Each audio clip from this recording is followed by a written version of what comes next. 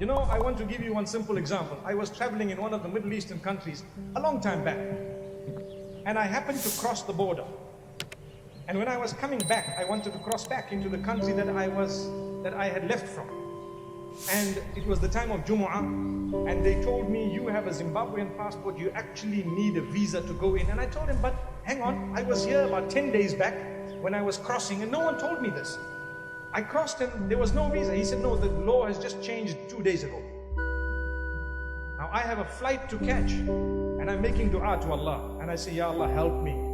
Ya Allah, I'm in need. Here, my entire family, they are not affected because obviously they have a different nationality. But with me, subhanallah, ya, help me, Ya Allah, what am I going to do? I've got a flight to catch, and I need to return home. And so it was the time of Jumu'ah, and the adhan went. And mashallah, there was a masjid in the border post. And so I went and making dua to Allah, and I sat down. And the Imam spoke about, now this is called the help of Allah. Not from me, nothing at all. The Imam was speaking about helping people in desperation, helping people in need, and how Allah will assist you if you assist someone who's desperate, who's in need. And guess what? There was a man next to me who greeted me, and I greeted him back. And subhanallah, I greeted him, I acknowledged him, and so on. And at the same time, in fact, I greeted him just before the talk had started. And then I greeted him immediately after the talk. And I nodded my head, smiled at him, and so on. And we started our salah. We were standing in the saf, straightening, you know, the feet and the toes and whatever else. And I started my salah and I ended. And when I finished, I made a dua to Allah subhanahu wa ta'ala. Oh Allah, I don't know. It's only you that's going to help.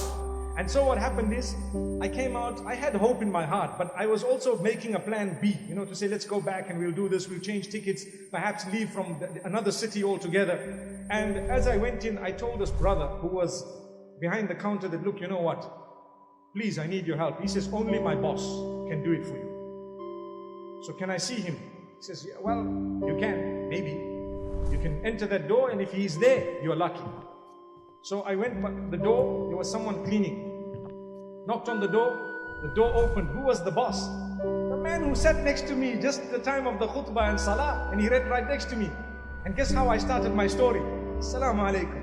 You know, you can remember the smile, can't you, you know? So I looked at him and I'm saying to myself, let me try and choose the best way of convincing him such that he will not be able to say no if he has a heart. I said, you know, mashallah, I'm in need. I'm desperately in need. And I'm convinced Allah will send the help. And I hope and I pray that help can come through you at least, so that inshallah, you know, I will be able to at least cross here. He looks at me and he thought for a moment, and I'm quite certain that the words of the Imam were ringing in his head. And then he tells me something. He says, you know, you're right. It's only from Allah, not from me. He wrote in my passport, this man has been given oral permission to enter the country. You know, the Arab nations, some of them, they have this. I don't know about now, but I'm talking of quite a while back. So, and he wrote it. I went to the front, the man looked at it and smiled. He stamped it and let me cross. As simple as ABC.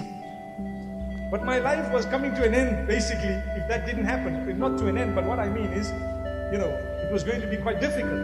And then I told myself, I said, you know, this is Allah subhanahu wa ta'ala. Imagine if we didn't greet. Imagine if I just said, imagine if he didn't greet. It was his quality. He was a big boss. I didn't even know. But he greeted, and this is what helped. And I greeted back. And this is why, remember, sometimes we are arrogant. We don't want to. It's shaitan that overtakes us. We are human. We need to check it again. Make sure you remove it. Fight it. Fight it. Be humble. You know, I've seen people with mega wealth, and you'll never pick up that this man has wealth. And I've seen people with next to nothing, and they have their first $1,000, and next thing they feel like, subhanallah, I'm Bill Gates. Allahu Akbar. Bill Gates. I always used to wonder why Bill Gates is so wealthy. But then I realized that the dollar in America is called the bill. Have you thought of that?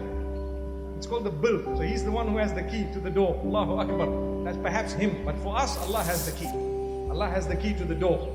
We don't need the green bills, mashallah. We need entry into Jannah. May Allah subhanahu wa ta'ala grant us goodness of the dunya as well as goodness of the akhirah.